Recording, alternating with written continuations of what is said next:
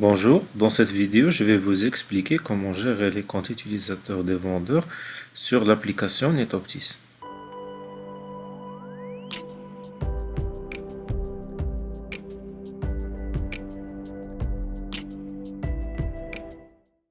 Donc on va aller au menu Administration et je vais cliquer sur Utilisateur.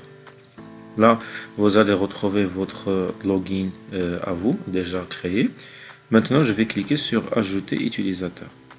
Donc, si l'agent n'existe pas, n'est pas encore créé sur l'application, il faut le créer. Donc, je vais créer par exemple un agent nommé Saïd, par exemple Srali. Voilà, sa fonction vendeur. Et voilà, il est actif. Et je vais par exemple renseigner son numéro de téléphone.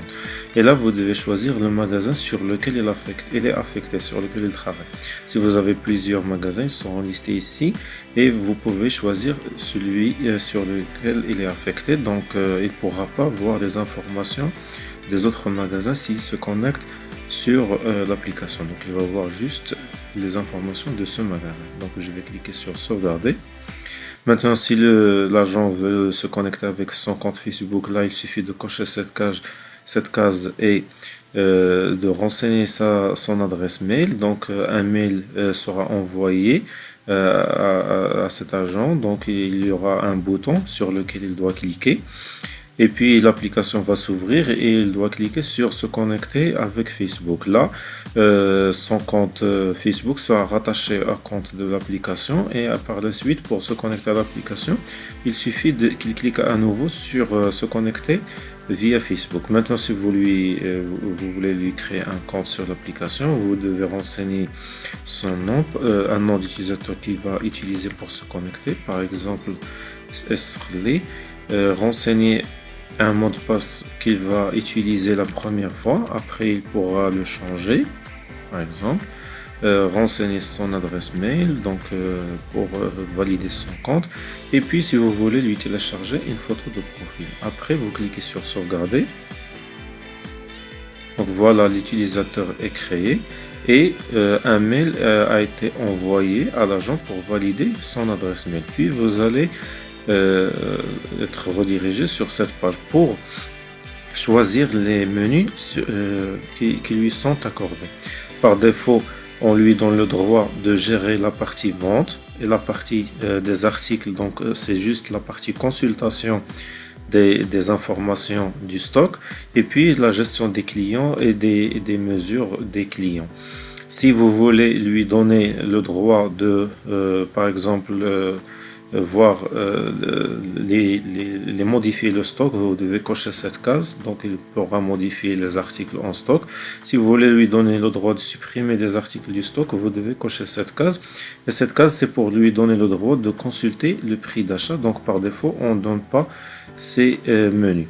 Donc je vais vous montrer la vue donc de client. Je vais ouvrir une nouvelle session avec son login pour vous montrer. Donc et je vais rentrer avec le mot de passe.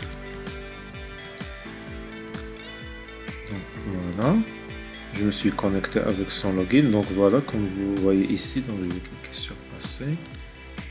Donc comme vous voyez ici, il a juste la partie gestion des articles, et sur la gestion des articles, il a juste l'action voir et il ne peut pas voir les prix d'achat.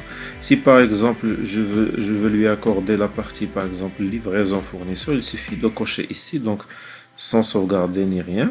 Donc là, si l'utilisateur il va actualiser, donc voilà, le menu gestion des achats est visible et il y a un seul menu, c'est livraison fournisseur qui est disponible. Si je veux lui retirer l'accès, il suffit de décocher. Donc il suffit de décocher. Donc voilà, l'accès a été retiré. Si par exemple il actualise, voilà, il va avoir une erreur comme quoi il n'a pas le droit de se connecter à ce menu là. Donc voilà, donc je vais revenir sur la liste des utilisateurs. Voilà, je vais consulter les informations pour cet utilisateur. Là, vous pouvez consulter les informations. Le compte n'est pas encore activé, donc on attend toujours la validation de l'adresse mail pour activer le compte. Là, vous pourrez lui réinitialiser le mot de passe s'il l'oublie, par exemple. Vous pouvez lui bloquer l'accès à l'application ou carrément le supprimer de l'application s'il ne travaille plus avec vous. Et ici, pour revenir au menu de gestion des accès pour cet utilisateur. Donc voilà, c'est tout ce que je voulais vous expliquer concernant la gestion des accès des vendeurs sur l'application NetOptis.